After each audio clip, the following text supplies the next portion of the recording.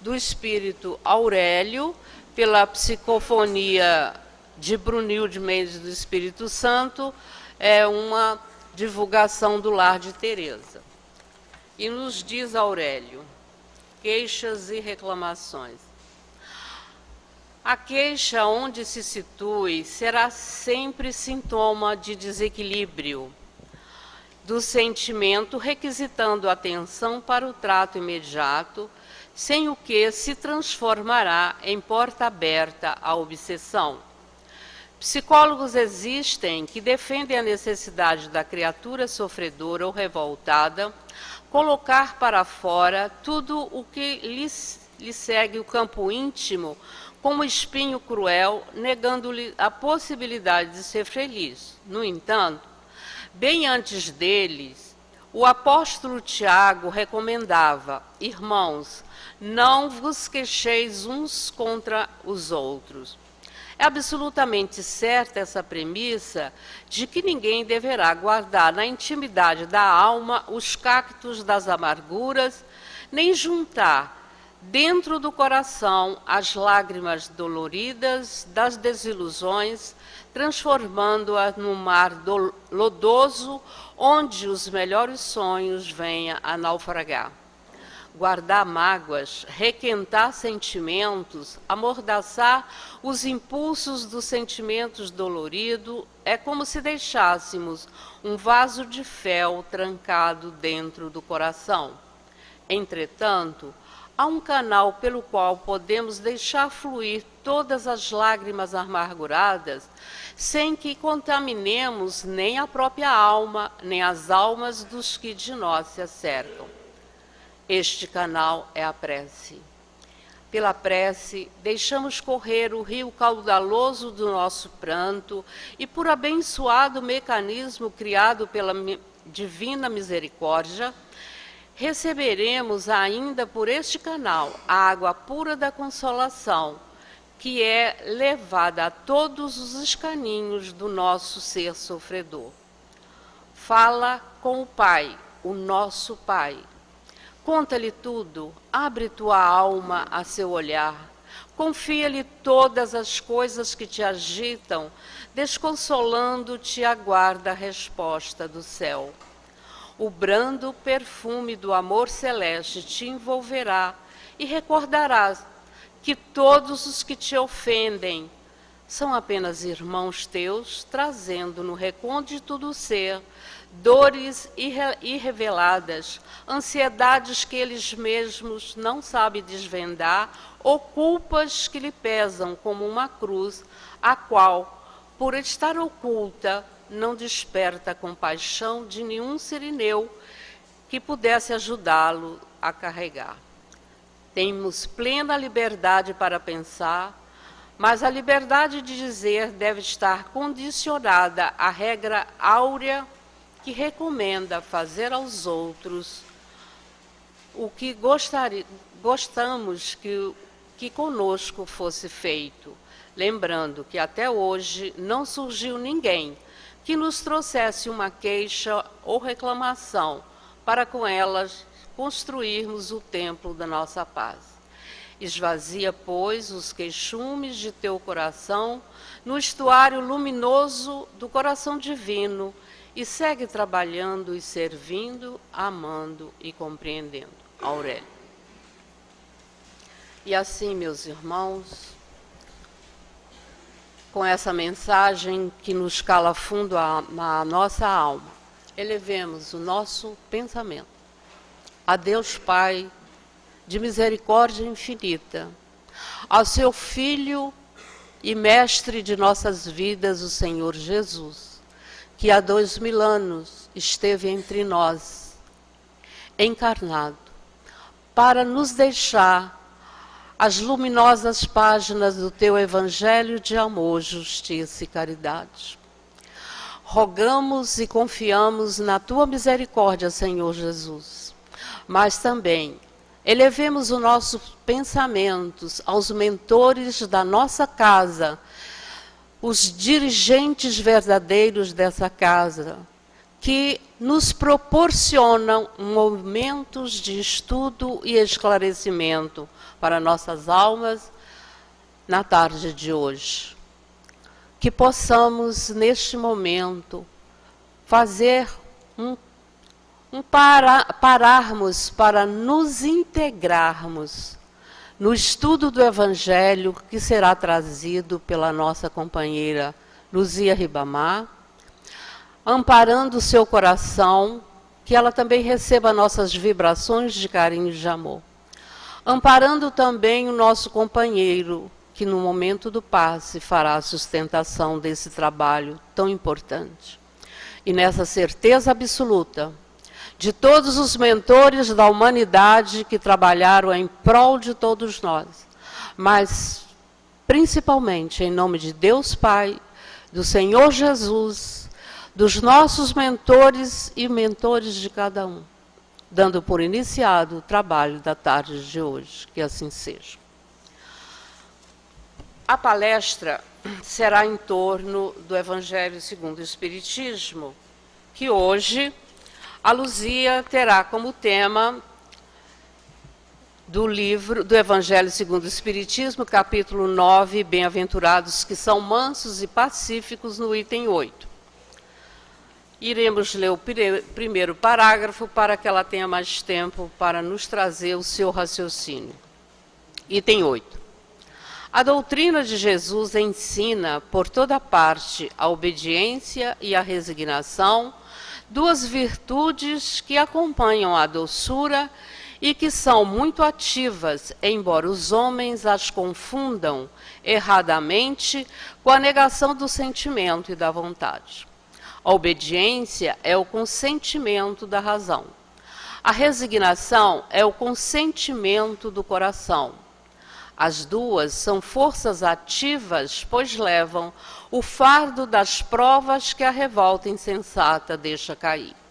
O covarde não pode ser resignado, assim como o orgulhoso e o egoísta não podem ser criaturas obedientes. Jesus foi a encarnação dessas virtudes que a antiguidade materialista desprezava. Ele veio no momento em que a sociedade romana naufragava nos desmandos da corrupção. Ele veio fazer brilhar no meio da humanidade oprimida os triunfos do sacrifício e da renúncia à sensualidade. Então, a palavra nossa irmã, enviemos ao seu coração nossas vibrações de carinho.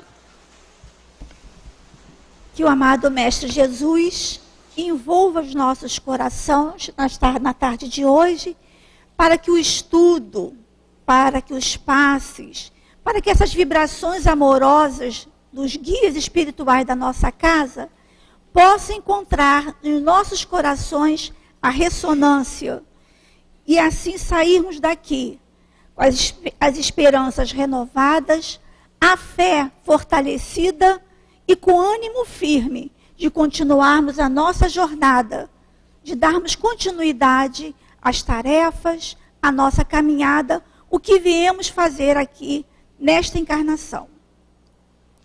Como a nossa amiga leu para nós estamos no capítulo 9, Bem-aventurados os que são mansos e pacíficos, e hoje estamos estudando obediência e resignação.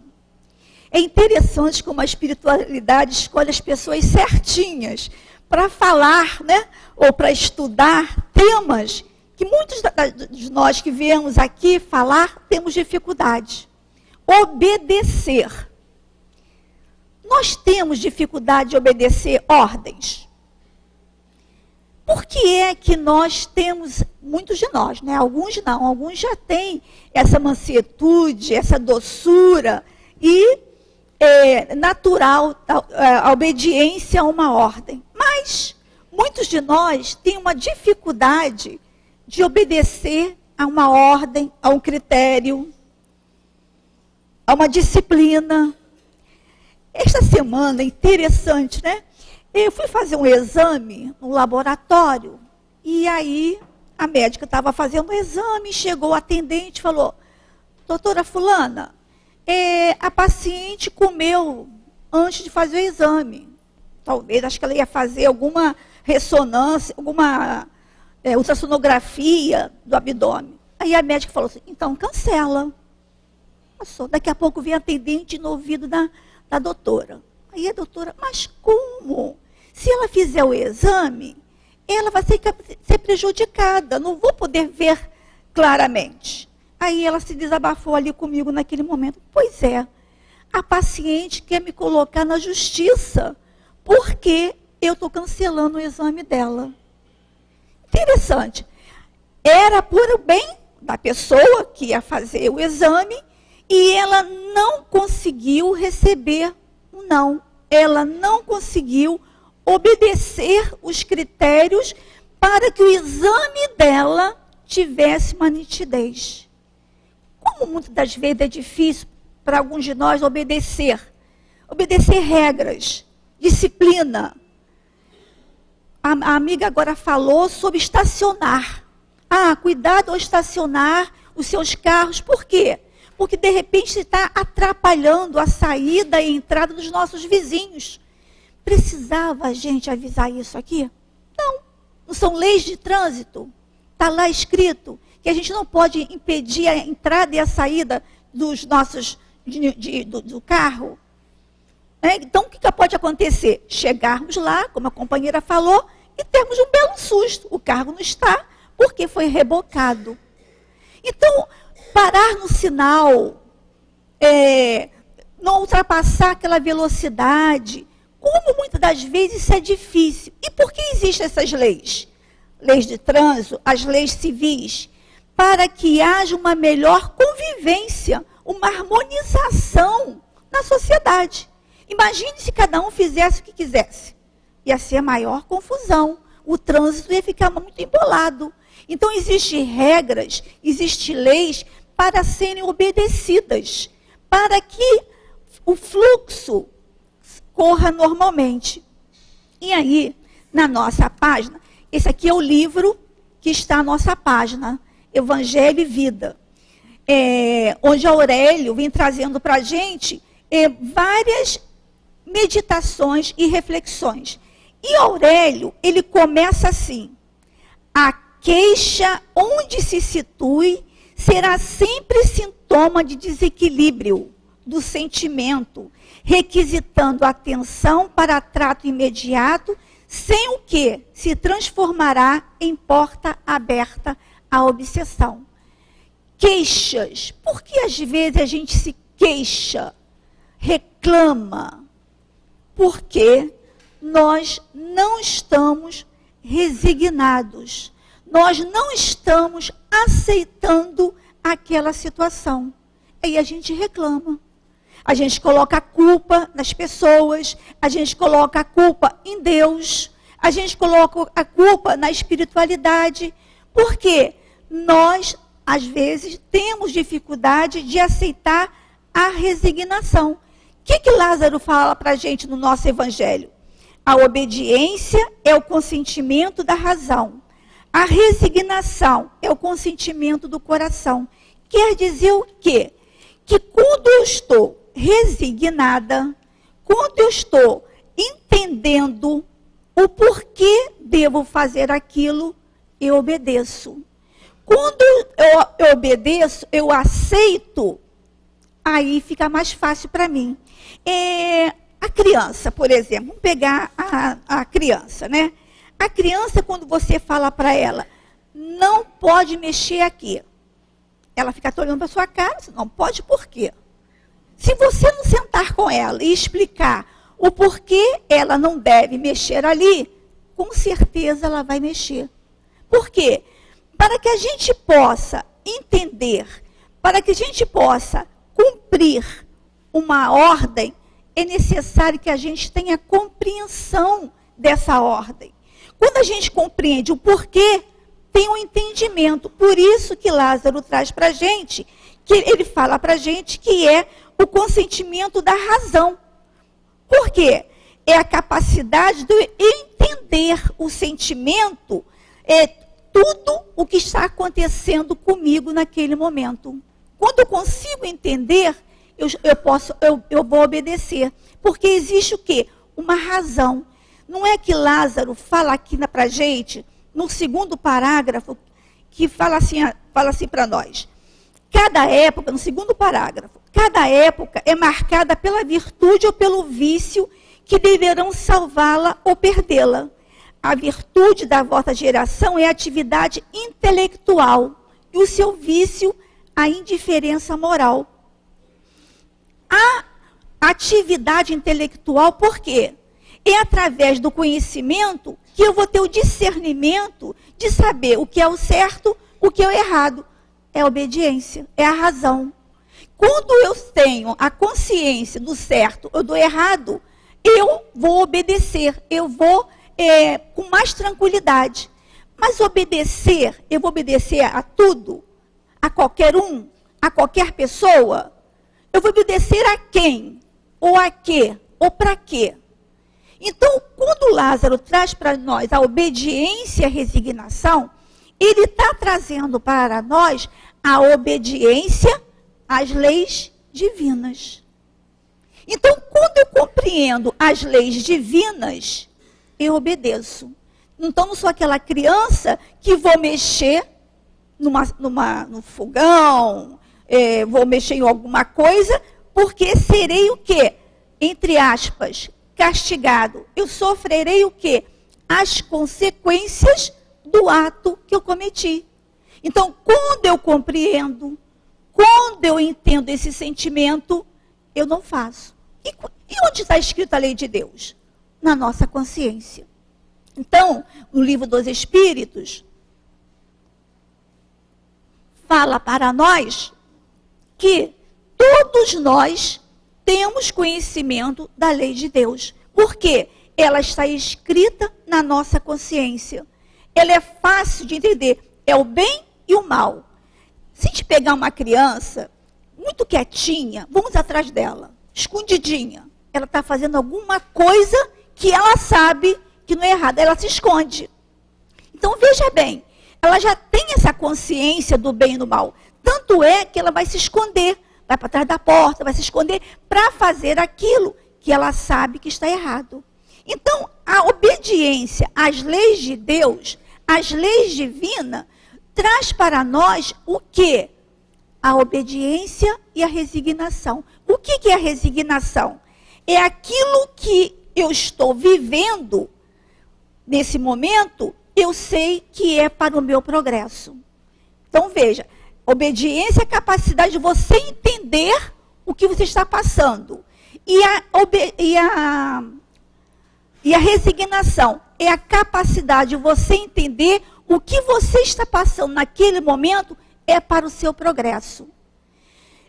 Se a gente parar um pouquinho e olhar assim para trás, algumas situações que nós vivenciamos, nesta encarnação mesmo, a gente pode perceber que muitas coisas que aconteceram conosco, que no momento foi muito revoltante, foi uma aflição muito grande, e que dessa aflição, dessa revolta, nós vimos o quanto de experiência nós aproveitamos, adquirimos. Então, são oportunidades que Deus vai nos dando para que nós possamos ir nos harmonizando com a lei de Deus, que é a reencarnação. Então, muitas das vezes, o que nós fizemos no passado, que nós escolhemos equivocadamente e que teve consequências, nós precisamos nos harmonizar. E aí vem a reencarnação. Então, Lázaro traz para nós que essas duas virtudes, a obediência e a resignação, são virtudes ativas e não, como muitos possam pensar, um fardo. Por quê? A revolta, o que é a revolta? O que são as queixas? A revolta, as queixas é o quê? Deus não sabe o que eu quero. Deus não entendeu as minhas dificuldades. Deus errou comigo. Então, quando eu me revolto, quando eu me queixo, eu estou falando que Deus não conseguiu entender o que eu quero, o que é melhor para mim.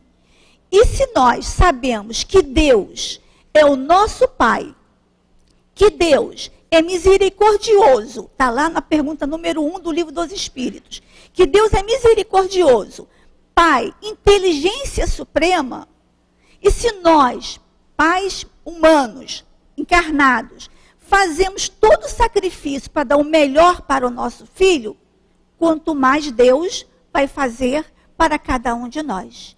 Então, o entendimento dessa paternidade de Deus, de termos a ideia de Deus construída dentro de nós, nos dá segurança e saber assim, para que eu estou passando isso? Não é o porquê.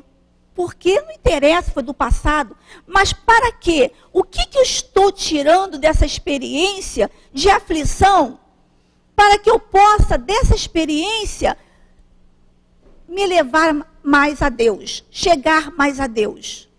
E aí, o nosso livro, na nossa página, o nosso irmão, ele continua falando assim para a gente, né?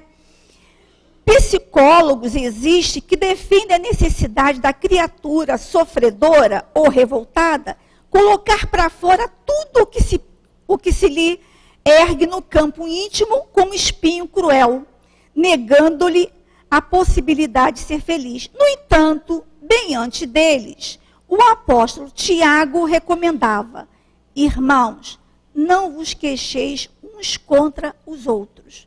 Então aqui Aurélio traz para a gente uma passagem que Tiago escreveu, dizendo para que nós não nos queixemos uns dos outros.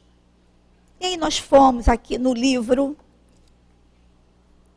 Pontos e Contos, do irmão X, e lá na lição 35, nas Palavras do Caminho, nós vamos encontrar por que Tiago escreveu essa passagem aqui. Irmãos, não vos queixeis uns dos outros. Jesus tinha sido crucificado e estava Tiago e Matias. Matias tinha substituído Judas, que traiu, né, Jesus, e os dois estavam caminhando para Betânia. Vê se isso não acontece muitas vezes com a gente, com nossos colegas, né? Quando a gente sabe que alguém errou, que alguém deu uma escorregada, isso não acontece. E eles foram caminhando. E aí, de repente, eles passam assim por um sítio cheio de árvores. E aí Tiago fala, me lembrei do horto, quando o nosso mestre falava. Mas Judas, né? Judas traiu. Judas entregou o nosso mestre aos soldados. E aí Matias, né? A gente é mestre quando se junta a falar, a criticar o outro no erro, né? Muitos de nós. E aí Matias fala, que insolência, que homem é mau, Judas é terrível. E aí foram falando sobre Judas, sobre a traição que ele fez, e falando que ele queria o lugar de Jesus, que ele queria dominar, e que ele foi um ingrato, que Jesus o recebeu junto dele. E aí foram, né, falando tudo de Judas. E nisso, eles andando, de repente, em sentido contrário, eles estão vendo um homem caminhar ao seu encontro. E esse homem tinha uma auréola linda. E eles pararam, quem é? E perceberam que era Jesus. E se espantaram, né? Meu Deus, Jesus, se ajoelharam, beijaram as mãos de Jesus e pediram as bênçãos de Jesus. Somos assim, mais ou menos, né? A gente vai assim, fala um do outro, daqui a pouco a gente vai lá, vem aqui na casa espírita, toma passe, reza, pede a Deus, né?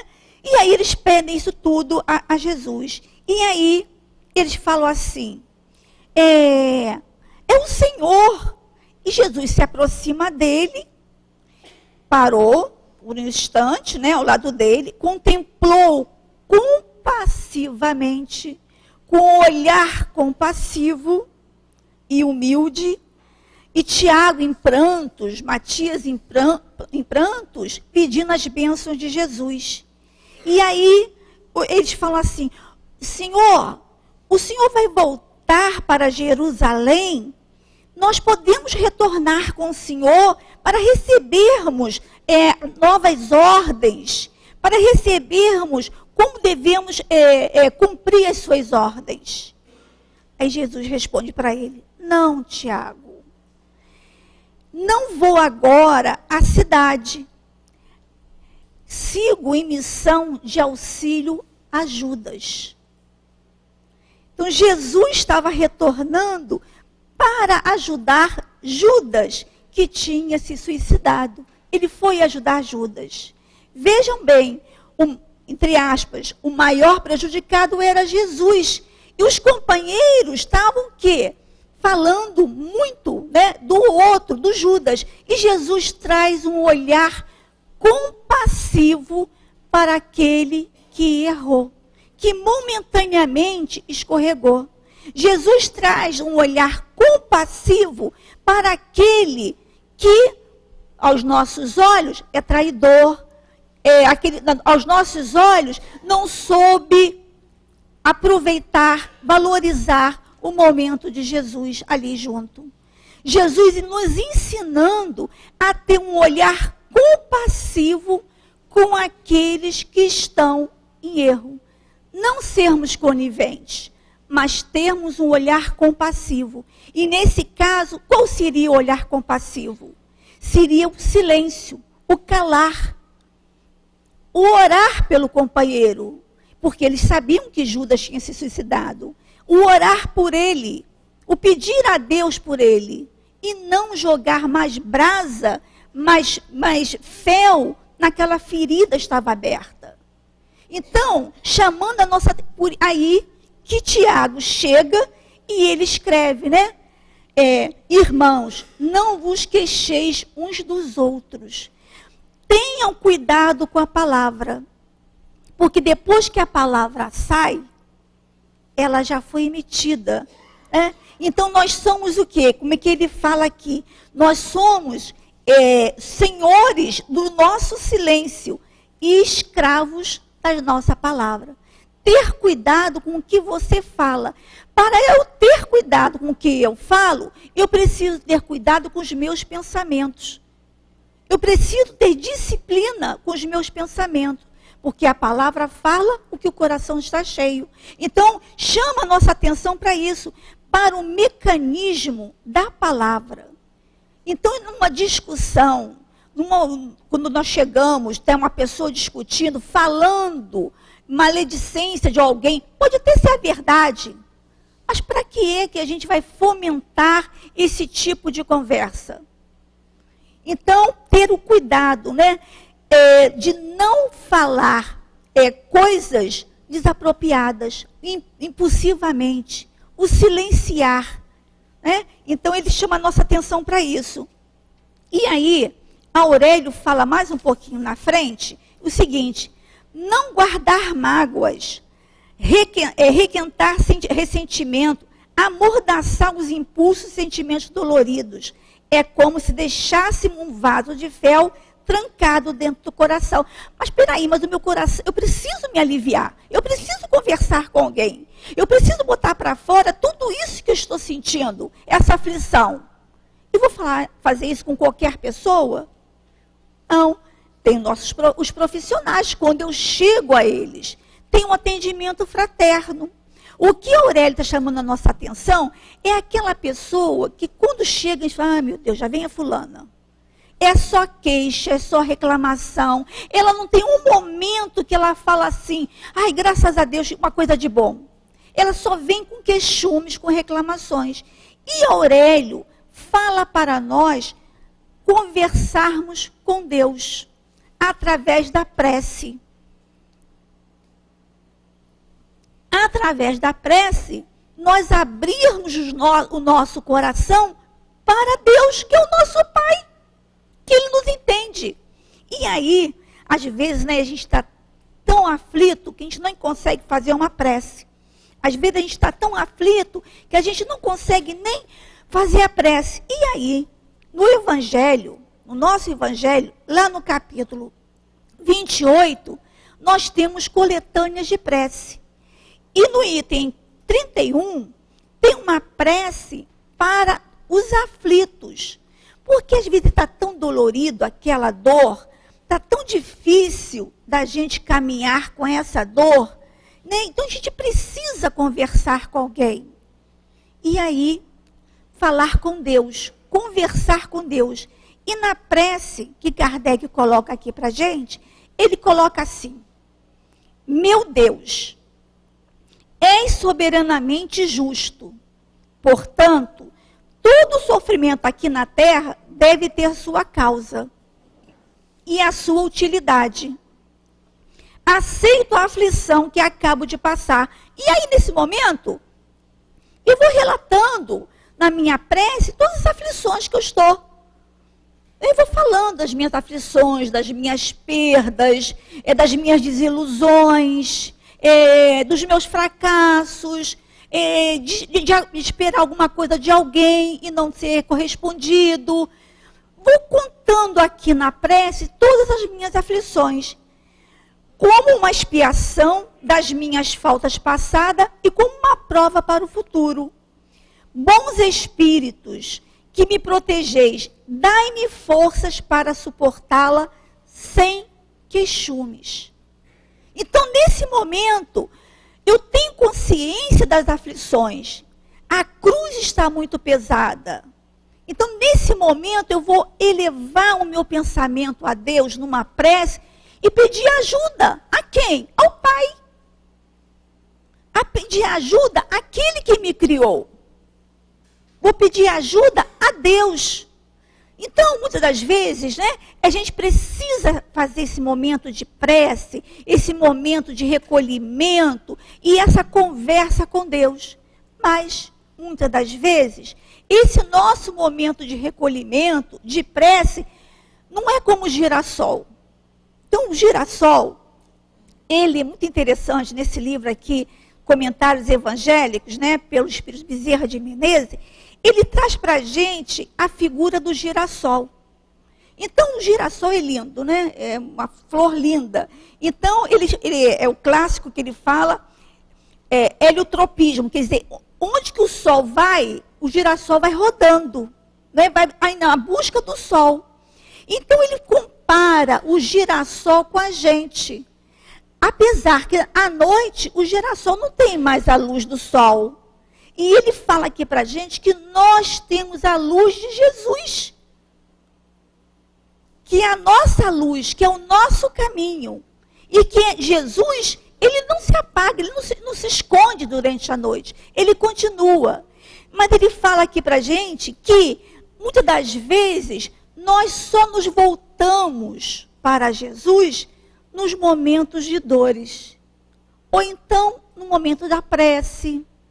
Ou então naquele momento do trabalho mediúnico. Mas nós não temos uma constância dessa conversa com Jesus. Nós não temos uma constância dessa conversa com o nosso guia espiritual, que nos conhece tanto, que está nos aparando nessa encarnação, que está torcendo por nós. Então ele compara o girassol com a gente, né? E ele fala, cabe a nós, com a simples ação de aceitar Jesus como divino sol de nossas vidas, afastar para longe trevas, dúvidas e aflições, integrando-nos definitiva e realmente no quadro dos seus discípulos em decidida ascensão para Deus. Por quê? Nós todos temos o mesmo início, fomos criados na simplicidade e perfectíveis. E todos nós temos o mesmo destino. Qual é o nosso destino? Sermos espíritos puros. Sermos felizes. Então é por isso que a gente vem à casa espírita, a gente estuda, a gente pega esses conhecimentos e vai colocando no nosso dia a dia. O que os ensinos da casa espírita, da doutrina espírita, está me trazendo eficientemente no meu dia a dia? está me tornando uma pessoa melhor? Esses estudos que a gente faz às quartas-feiras, que é o Evangelho de Jesus, nos trazendo um roteiro de vida, esses estudos estão nos ajudando no nosso dia a dia, nas nossas aflições. Está nos ajudando a entender aquela pessoa que está na nossa casa. Não sei por que ela reencarnou na nossa casa, na nossa família, tantas dificuldades que nós temos com ela. Nós estamos entendendo o porquê, o para que nós estamos ali ao lado dela. Para nos ressarcirmos, para harmonizarmos, para que esses laços de amor, de amizade, sejam estreitados. Então, é trazer os estudos da doutrina espírita, não é, ai, que bonito, nossa, lindo demais, né? A página, nossa, Aurélio falou tão bem aqui para a gente, mas trazer esses estudos e aplicá-los no nosso dia a dia. Por quê? Como Lázaro traz aqui para a gente, né? A atividade nossa dessa época é intelectual. Qual a facilidade que nós temos hoje em dia de termos conhecimento? A internet está aí.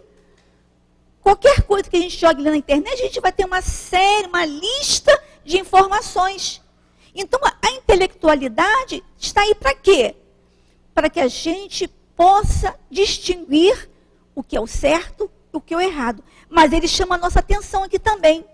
Apesar da intelectualidade ser a atividade principal da nossa era, ele fala que o vício é a indiferença moral. Então, do lado dessa intelectualidade toda, nós vamos encontrar, muitas das vezes, o quê? A indiferença. A indiferença moral é como? É vermos pessoas em aflição e não termos um olhar compassivo para ela. É vermos alguém que está em dificuldade e não o ajudarmos com uma palavra, com um sorriso. O encontro de Eurípides Barçanufo, que será no próximo dia 26, onde nós estamos estudando o olhar compassivo de Eurípides diante das aflições, Eurípides nos traz uma forma de olharmos as aflições de uma maneira diferente. Por quê? Eurípides compreendeu tudo que passou como momentos de dificuldade, não como momentos de dificuldade, mas sim momentos de intenso aprendizado. A gente não vai pensar que Eurípides, um espírito superior, de grande envergadura, ele teve aflição? Ele sofreu? Como? De que forma? Como é que ele sofreu? Como é que ele reagiu? Ah, mas Eurípides é Eurípides, né?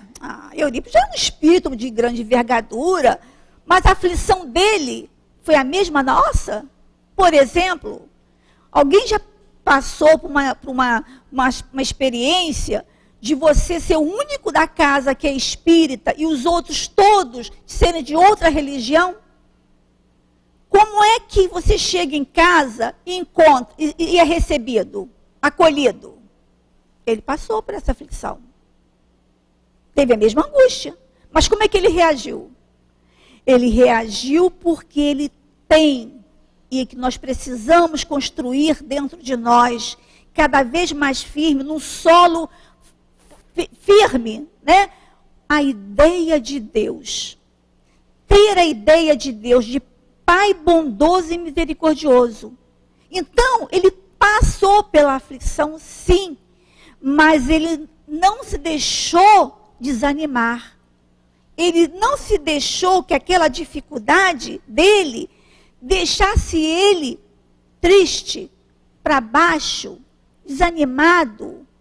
Ele buscou nas dificuldades o quê? A possibilidade de crescimento espiritual. Então, às vezes, a gente passa por dificuldades, por reencarnações difíceis. E a gente precisa se resignar. E aí, nós trouxemos para a nossa reflexão um caso que está no livro da Dona Ivone, Nas Telas do Infinito. Livro maravilhoso, maravilhoso. Esse livro tem duas histórias. Uma é contada por Bezerra de Menezes, a que nós vamos falar. E a outra história é contada por Camilo Castelo Branco. São duas histórias bem interessantes, as duas realmente falando sobre expiações e resignação. Mas nós escolhemos a de Bezerra de Menezes, que fala para a gente sobre Dona Ivone.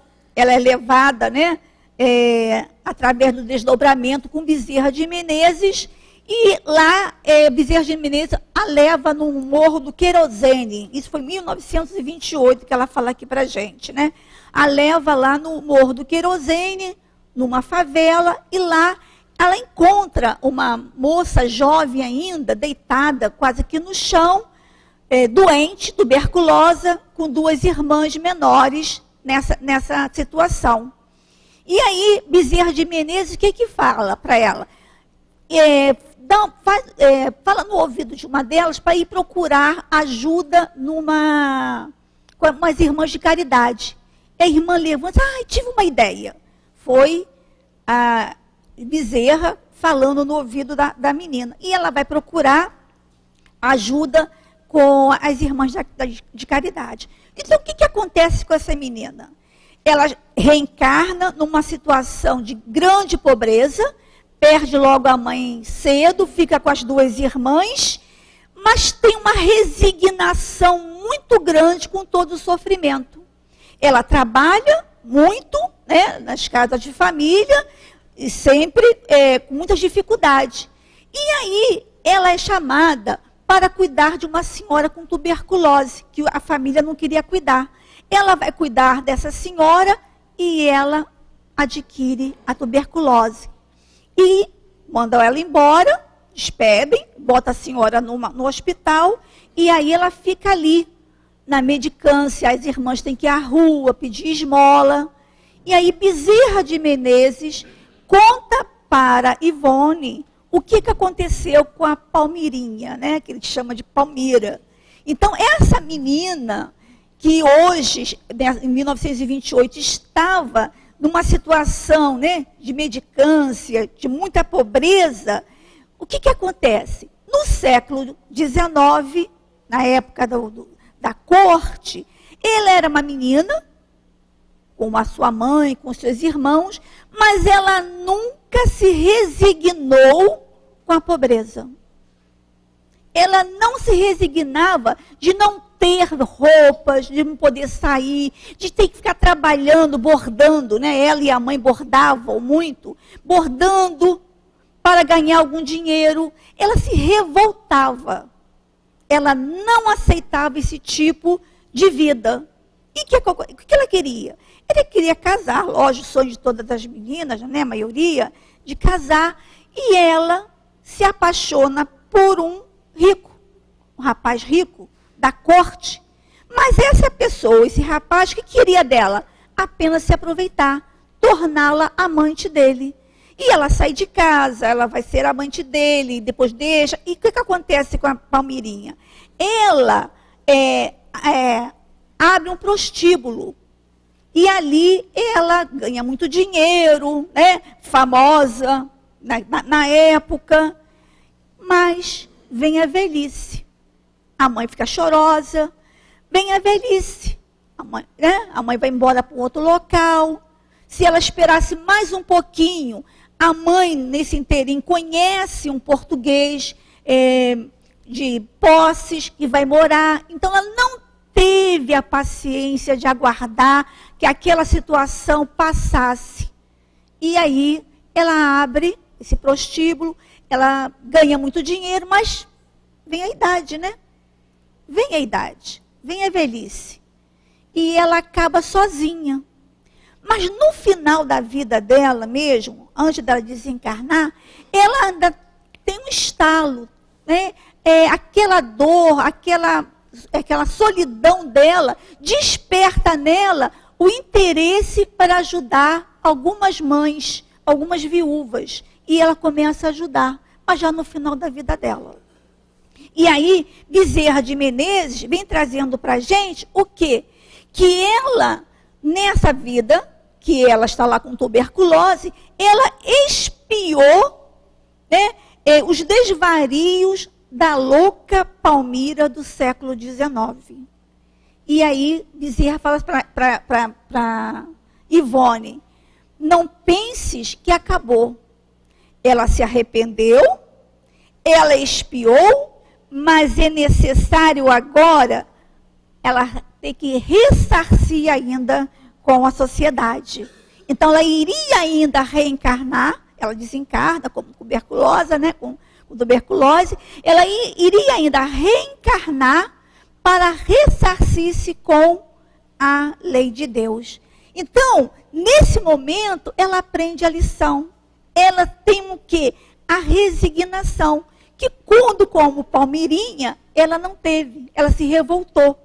Então, trazendo para nós o quê? A reabilitação dela, né? A reabilitação dela dignificando os testemunhos de renúncia, de paciência e submissão ao novo combate. É o que o nosso Antônio de Aquino traz para nós no livro Inspirações do Amor Único de Deus, volume 1, na lição 20. Ele fala assim para a gente: os seres que espiam, que lutam, que não se intimidam diante da prova, estes adquirem uma forma de dignidade que lhes autoriza a ter segurança diante da paz, como também diante daqueles que os conheceram agindo no mal e que os veem agora no caminho do bem. A dignidade é um prêmio. O primeiro deles é a própria elevação do homem, do espírito.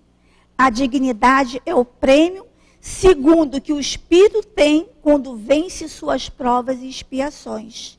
Então, nesse momento, qualquer que ele seja, que nós estamos vivenciando uma dificuldade, uma aflição, se nós não fizermos nada nessa vida que nos dê essa consequência, com certeza foi na vida passada. Então, ninguém está numa situação injustamente.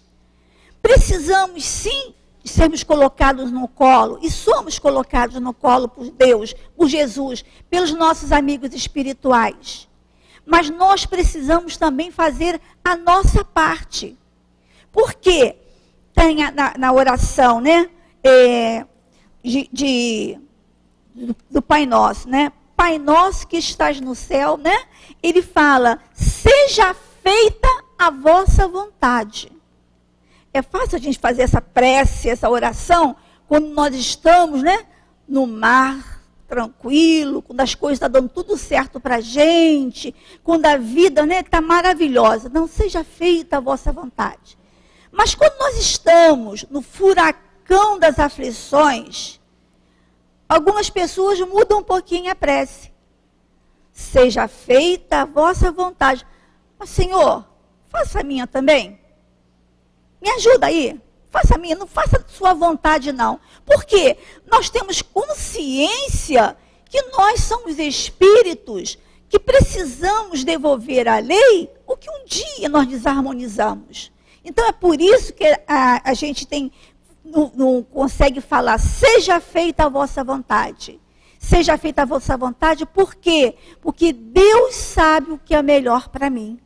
Porque Deus, ele não pune ninguém. Ah, foi Deus que quis. Não foi Deus que quis. Ah, foi graças a Deus. Não foi graças a Deus, né? Foi o quê? Foi eu que escolhi determinadas situações e hoje estou com as consequências. Deus não tem culpa de nada. E Deus é apenas o nosso Pai bondoso que está o quê? Nos auxiliando para que nós possamos o quê? Se erguer, voltar para Ele, né? Voltarmos para Deus, porque é o nosso destino. Como está aqui, caminhar para Deus, né? Por quê? De pouco a pouco, nós vamos o quê? Nos despojando dessa matéria que nos oprime, né? Que é a vaidade, que é a fonte maior de angústia das manifestações, e mergulhando no nosso próprio íntimo, cumprindo o antigo ensinamento. Conhece a ti mesmo. Então nós precisamos nos conhecer, entender como nós somos, por que nós estamos agindo desta forma, para podermos tirar a vaidade, né, o ciúme, tirarmos de nós um pouco, né, do egoísmo, do orgulho, porque são o quê? São pesos que nos retêm a Terra. E a Terra está se transformando em planeta de regeneração. Então, o que vai acontecer? Se eu não acompanhar esse processo, esse progresso da Terra, eu vou ser banida da Terra por um planeta aonde esteja de igual aos meus sentimentos, à minha evolução. Então, há necessidade que a gente vá nos conhecendo melhor para ver esse progresso, né? Para que a gente possa conquistar este progresso, né? E aqui ele fala para a gente, quando tivermos entendido a nós próprios, estaremos aptos a caminhar a mais largos passos em direção a Deus. Para se dirigir a Deus, é preciso que a gente possa nos conhecer, ter um olhar diferenciado, olhar com compaixão as pessoas que estão próximas de nós. E aí, nesses minutinhos que nos restam aqui, eu gostaria de convidar a todos para esse trabalho de Eurípides Barçanufo, que trouxe para todos nós uma forma, uma maneira de olhar para o outro diferenciado. Nós vamos encontrar Eurípides Barçanufo, nasceu lá em Sacramento, né? E o que aconteceu? Ele nasce em Sacramento, ele é católico, porque a cidade toda era católica, ele se torna espírita e ele é chamado de louco na cidade. Ele é chamado de louco, por quê? Porque as pessoas não entendiam o que era o espiritismo naquela época. Espiritismo era coisa de demônio, de pessoas loucas. E ele foi o quê? Ele perde a escola. Ele funda, novo ainda, o Liceu Sacramentano. E aí, quando os pais sabem que ele se torna espírita, retiram os alunos da sua escola. Ele fica sozinho. Vejam bem, os alunos saem da escola porque ele se torna espírita. Ele está lá, choroso, lógico que ele está sofrido, ele teve aflição também. E aí ele percebe um espírito do lado dele, de grande envergadura, que pega a mão dele, mecanicamente, e deixa uma mensagem. E quem era esse espírito? Era Maria, mãe de Jesus. Olha que Maria fala para ele.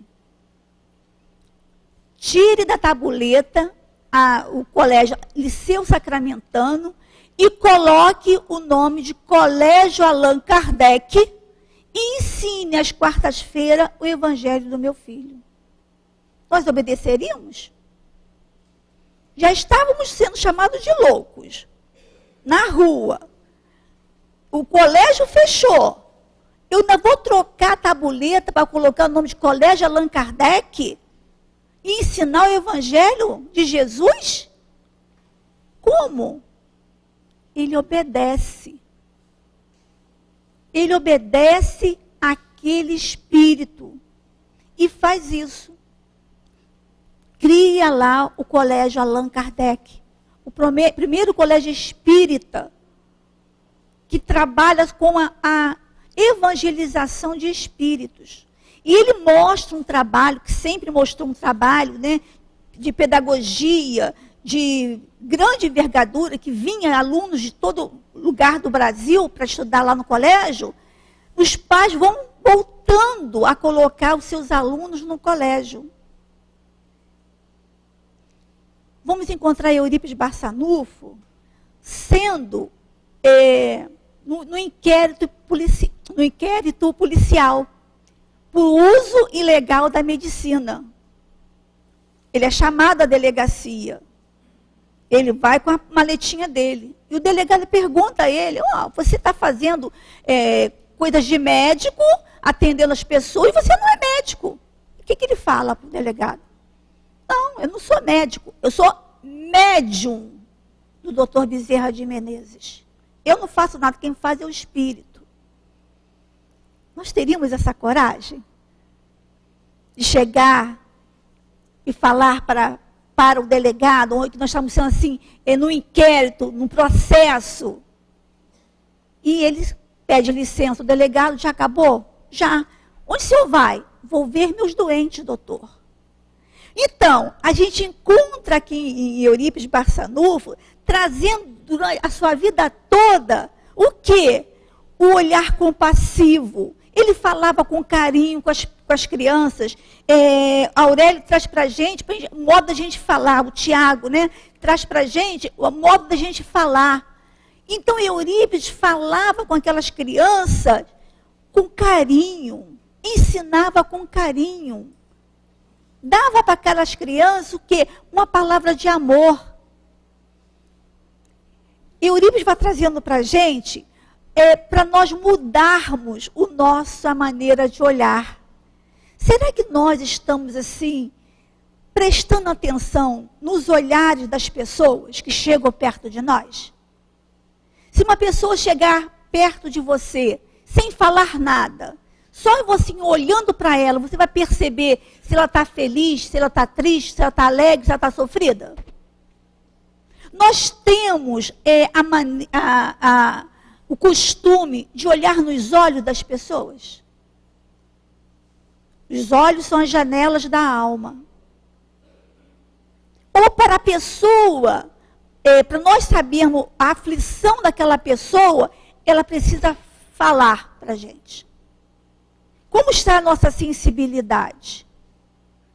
Na nossa casa, a gente olha um nos olhos do outro? Ou então só lá no nosso zapzinho, né? Conversando. Então, esse encontro de Eurípides Barçanufo, são 29 anos desse encontro, é para trazer para nós a conscientização de olharmos com compaixão, com piedade para aqueles que estão ao nosso redor. Não só o olhar para os outros, mas olhar para nós mesmos com compaixão. Nós olhamos para as nossas aflições com compaixão? O autoconhecimento? Eu tenho esse olhar para mim também? Então, perceber o olhar do outro, ver como o outro está nos olhando, que ele pede socorro pelo olhar. A gente pede socorro pelo olhar. Então, às vezes, não precisa falar nada. Basta você olhar para o outro. Você está abraçando o outro, está acarinhando o outro. Eurípides vem nos trazer essa oportunidade de nós educarmos os nossos olhares. Vem trazer essa oportunidade para nós prestarmos atenção qual é o olhar compassivo do nosso guia espiritual para com a gente. Nós já recebemos algum olhar compassivo? Nós já demos algum olhar compassivo? Estarmos numa casa espírita como a nossa, segura, de estudos, não é um olhar compassivo dos nossos guias espirituais que nos trouxeram até aqui? Como é que nós chegamos aqui? De que forma? Então fica aqui o convite para todos nós, tem para os bebês, para as crianças, para os jovens. Não vou dizer que está lindo porque eu sou suspeita em falar, né? Mas está um trabalho muito bom para todos nós e aguardamos vocês no dia 26 de maio, se esse domingo ou outro, para estudarmos juntos sobre esse grande espírito, Eurípides Barçanufo. E que nós todos possamos realmente mudar o nosso olhar com o outro, sermos mais compassivos uns com os outros. Que Deus nos abençoe. Muito bom estar aqui hoje, né? Com tantas orientações em torno da nossa postura, nossas reações diante da lei. E que a nossa querida Luzia possa estar outras vezes conosco. O perigo é que ela se empolga, né? Quando é Eurípides, aí ela se empolga. Mas é muito bom, Luzia, muito bom. Agora vamos à segunda parte do trabalho, que serão os passes, né? E vamos ler aqui a página de sustentação, que é do livro Fonte Viva, lição 59, Palavras da Vida Eterna. E Emmanuel vai analisar a palavra de Simão Pedro, quando ele disse: tu tens as palavras da vida eterna. E diz Emmanuel: rodeiam-te as palavras em todas as fases de luta e em todos os ângulos do caminho. Frases respeitáveis que se referem aos teus deveres, verbo amigo trazido por dedicações que te reanimam e consolam, opiniões acerca de assuntos que não dizem respeito, sugestões de variadas origens, preleções valiosas, discursos vazios que os teus ouvidos lançam ao vento, palavras faladas, palavras escritas. Dentre as expressões verbalistas, articuladas ou silenciosas, junto das quais a tua mente se desenvolve, encontrarás, porém, as palavras da vida eterna. Guarda teu coração à escuta. Nascem do amor insondável do Cristo como a água para o seio imenso da terra. Muitas vezes te mantém despercebido e não lhes assinala o aviso, o cântico, a lição, a beleza. Vigie no mundo, isolado de ti mesmo, para que não percas, desculpe, o sabor e a claridade. Exortam-te a considerar a grandeza de Deus e a viver de conformidade com as suas leis. Referem-se ao planeta como nosso lar e à humanidade como nossa família. Revelam no amor o laço que nos une a todos e indicam no trabalho o nosso roteiro de evolução e aperfeiçoamento. Descerram os horizontes divinos da vida e ensinam-nos a levantar os olhos para o mais alto e para o mais além. Palavras, palavras, palavras. Esquece aqueles que te incitam à inutilidade e aproveita quanto te mostrem as obrigações justas e te ensinam a engrandecer a existência, mas não ouvides as frases que te acordam para a luz e para o bem. Elas podem penetrar o nosso coração por meio de um amigo, de uma carta, de uma página ou de um livro, mas no fundo procedem sempre de Jesus, o divino amigo das criaturas. Retém contigo as palavras da vida eterna, porque são as santificadoras do espírito na experiência de cada dia e, sobretudo, o nosso seguro apoio mental nas horas difíceis de grandes renovações. Os médiuns agora tomarão seus lugares.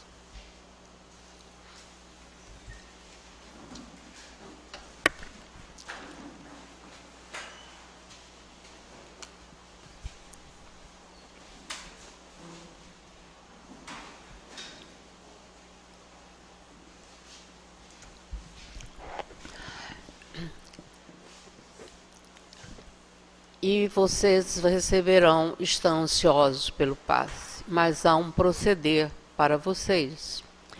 Estarem calmos, receptivos às bênçãos do passe.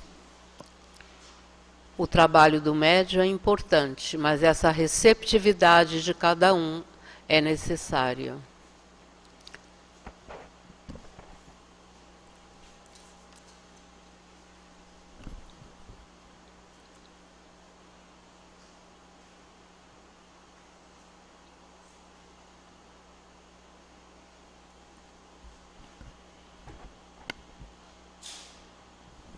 E assim, meus irmãos, procurando nos sensibilizar, procurando lembrar todo o estudo que nos foi uma grande sensibilização para nossas almas. elevemos o nosso pensamento a Deus Pai, por permitir e nos beneficiar estarmos em mais uma casa do Pai no planeta. A casa que trabalha em teu nome. A casa que abriga almas em busca de ajuda e socorro, mas que somos tutelados por corações amorosos, que aqui estão a exemplificar este amor, essa solidariedade.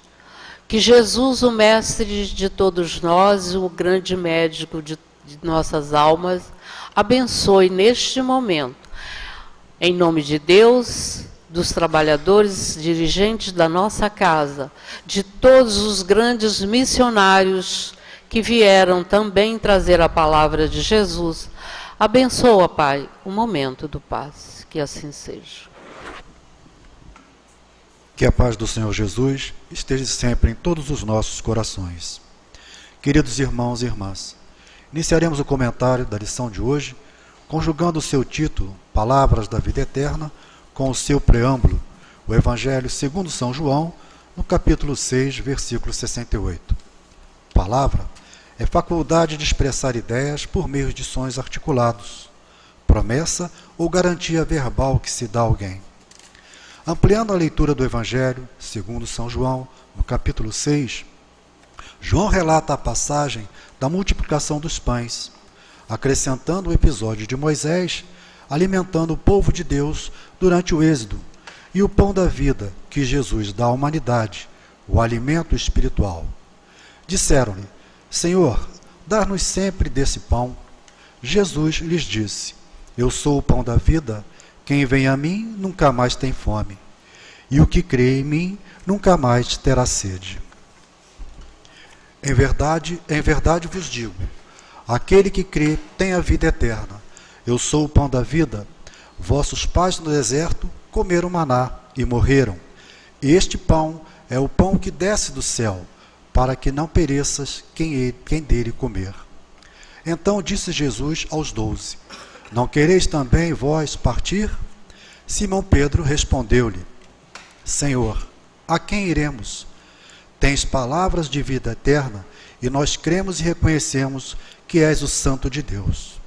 E nos diz Emmanuel: rodeiam-te as palavras em todas as fases da luta e em todos os ângulos do caminho. Frases respeitáveis que se referem aos teus deveres. Verbo antigo, trazido por descrições que te reanimam e consolam. Opiniões acerca de assuntos que não te dizem respeito. Sugestões de variadas origens, preleções valiosas. Dentre as expressões verbalísticas articuladas ou silenciosas, junto das quais atualmente se desenvolve, encontrarás, porém, as palavras da vida eterna. Guarda teu coração à escuta. E neste ponto, recorreremos ao Evangelho segundo o Espiritismo, no capítulo 1, itens 3 e 4, a mensagem de Kardec. Amar a Deus acima de todas as coisas e ao próximo como a si mesmo. E acrescentando, eis aí toda a lei e os profetas. Por estas palavras, o céu e a terra não passarão, sem que se cumpra perfeitamente tudo até o último iota. Jesus quis dizer que era necessário que a lei de Deus fosse cumprida, isto é, fosse praticada sobre toda a terra, em toda a sua pureza, com todos os seus desenvolvimentos e todas as suas consequências. Porquanto, de que serviria ter estabelecido essa lei, se ela tivesse que ficar como privilégio de alguns homens, ou mesmo de algum só povo? Sendo todos os homens filhos de Deus, eles são, sem nenhuma diferença, merecedores da mesma consideração. O papel de Jesus, porém, não foi apenas o de um legislador moralista, sem outra autoridade que a da sua palavra. Ele veio cumprir as profecias que haviam anunciado a sua vinda, e a sua autoridade provinha da natureza excepcional do seu espírito e da sua missão divina. Ele veio ensinar aos homens que a verdadeira vida não está na terra, mas no reino dos céus, ensinares o caminho que os conduz a esse reino, os meios de se reconciliarem com Deus e de preveni-los quanto à marcha das coisas que devem acontecer para a realização dos destinos humanos. E nos finaliza: palavras, palavras, palavras. E esquece aquelas que te incitam à inutilidade. Aproveita quantos te mostram os objetivos, juntas te ensinam a engrandecer a existência. Mas não ouvides as frases que te acordam para a luz e para o bem. Elas podem penetrar o nosso coração através de um amigo, de uma carta, de uma página ou de um livro.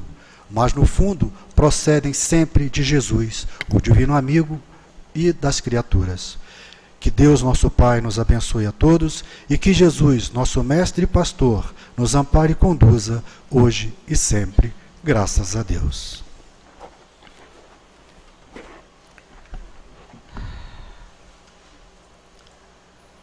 E assim, meus irmãos, nesse término de trabalho, em que sairemos daqui mais enriquecidos com o ensinamento, ainda pedimos, Pai de infinita misericórdia, sustenta nossos corações, sustenta nossa vontade, para que possamos manter esta vibração, esse estado de euforia, de alegria, do passe bem conduzido, mantermos essas energias saudáveis o máximo que pudermos, até a próxima semana.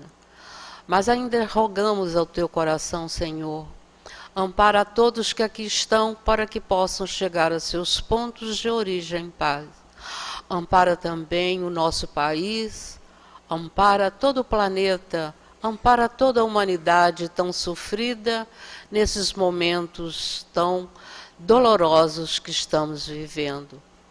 Mas com essa confiança que a casa nos oferece, com esses ensinamentos do Mestre Jesus a nos enriquecer a nossa alma, temos a certeza de que conseguiremos.